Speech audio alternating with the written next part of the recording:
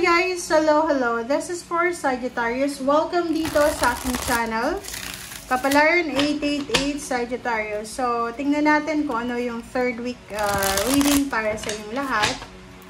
Please comment down below if you resonated. And please connect your intuition guys sa lahat ng barahan na lalabas dito.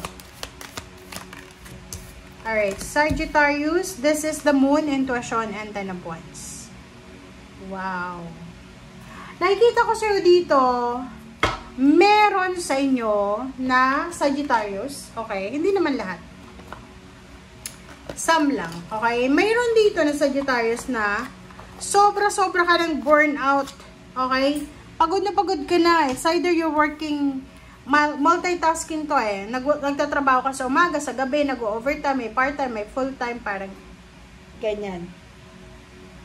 Kaso lang, ano man ang ginagawa mo sa ngayon, parang feeling ko, kasi yung barahan mo na ito, nagsasabi na, hindi ka na-appreciate eh. Like, ikaw na ngayong pagod na pagod sa trabaho, sa tahanan, pero ikaw pa yung pinagdududahan, parang ganon. So, nakikita ko sure dito na, kailangan mo ngayong linggong ito magpahinga. Okay? Huwag mong i-take for granted yung health mo. Kasi, kung makikita mo dito, pagod na pagod ka na eh. Burnout ka na. Wasted na yung energy mo eh. Diba? Iwasan mo yung sobrang trabaho. Sobrang obligations, duties and responsibilities. Kasi, hindi mo kailangan na parang yung sarili mo ay, patayin mo yung sarili mo sa pagtatrabaho. Okay? Ngayong linggo, this is parang just a reminder para sa'yo na kailangan mo magpahinga. Kailangan mo ng balanse. Intuition, sinasabi ng baraha, okay, given. Okay, given na yon. Ang rason kung bakit ka sobrang workaholic, nagda-double time, kasi marami kang pangarap sa buhay. Okay? But, sinasabi ng baraha, minsan, yung sobrang aggressiveness natin, or masyado tayong mataas yung pangarap natin, yun yung minsan nakakasira ng diskarte natin. Okay? So, dito sinasabi ng baraha, huwag kang matatakot eh.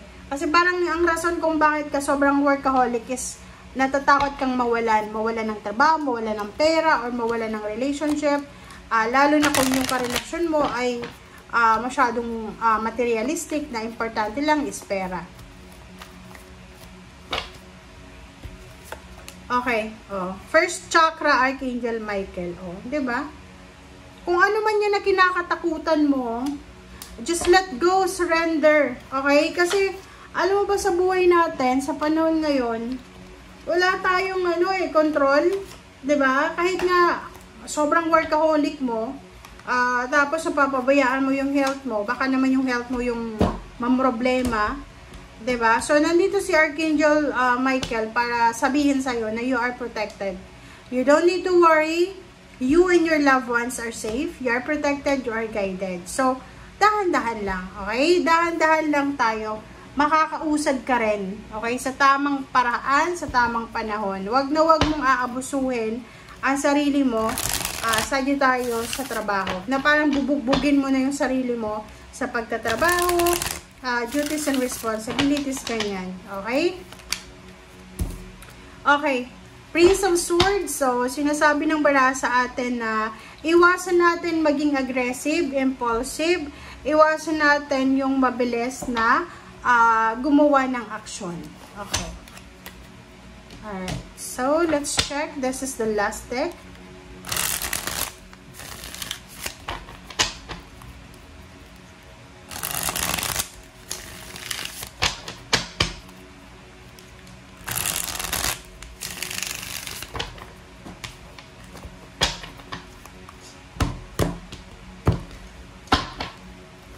Okay, victory and success. OMG. O, diba? So, sinasabi ng baraha sa'yo dito na hindi naman masama yung ginagawa mo sa ngayon. Pero, kahit na magdahan-dahan ka, dahil sa sobrang sipag mo, makakamit mo pa rin yung victory and success. Huwag kang magmamadali na ma-promote, tumaas yung posisyon sa trabaho, yumaman, kasi Oh, nakita mo yung temperance. Sinasabi ng temperance na kailangan dahan-dahan lang. Kasi makukuha at makakarating ka rin. Makakarating ka din doon sa success mo. Mababalanse din yung pera mo. Magbabago din yung takbo ng buhay mo. Okay? So, basta wag mong aabusuhin, guys, yung iyong katawang lupa. Nakikita natin dito na you're at peace kasi nakafocus ka lang sa pera. Ay, kita ko sir dito wala kang oras para sa drama, negativity, kasi yung focus mo is yung maghanap buhay. Okay? Wow. Ay, kita ko sir dito na your focus para makaalis ka na sa financial problems mo na naranasan sa past. And nakikita ko sir dito na ayaw mo nang balikan yung mga masasamang panaginip, yung mga masasamang pangyayari na nakaapekto sa'yo, sa iyong health or sa iyong finances. Okay? Busy ka sa trabaho mo, okay, para sa future. So, kumbaga, ginagawa mo yung ginagawa mo sa ngayon kasi gusto mong magkaroon ng magandang future.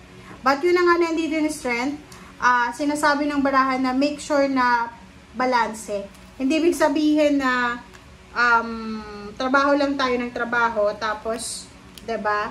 Kasi given na yun na halimbawa yung purpose mo kung bakit workaholic ka because gusto mong ma-promote sa trabaho, gusto mong makaipon ng pera, gusto mong mairaos yung pamilya mo sa kahirapan, makabayad ng utang, given na yan. Pero yung health mo, given din yon na once na napabayaan natin, babalik yan, okay? Sisingilin ka yan ng katawang lupa mo, okay? So, yung King of Wands, tsaka Page of Wands, understandable, pero yung strength mo, yun na nga, aanin mo yung mataas na posisyon sa trabaho, maraming pera, kung pagdating naman ng araw, yung health mo ang mamroblema. Basta ang sinasabi ng mga baraha mo dito, Sagittarius, na kahit magdahan-dahan ka, mag-slow down ka, kahit slow down lang, kahit slowly, na nagtatrabaho ka, nag-iipon ng pera, makakamit mo yung talagang pinapangarap mong success. Wag magmamadali. Nandito yung Prince of Swords, wag magmamadali sa kung ano man na aksyon. Wag kang matatakot na mawalan kasi God will provide. Okay? Yung iba hindi naniniwala sa ganyan na yung sinasabi na God will provide. And alam nyo ba guys, na siya yung provider natin? Okay?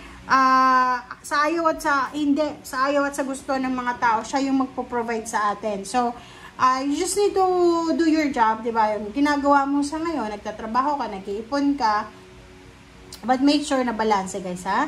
Ang nakikita natin ditong baraha sa'yo is sobrang pagod na yung katawan mo, yung isip mo, yung kaluluwa mo, yung spiritual. Kailangan na ng balanse, kailangan na ng time para sa sarili mo. Kumain ng tama, importante yung pagtulog na tama, importante na alisin yung mga negative na thoughts, emotion, drama, focus ka sa kung ano yung magbibigay sa'yo ng peace of mind. Okay?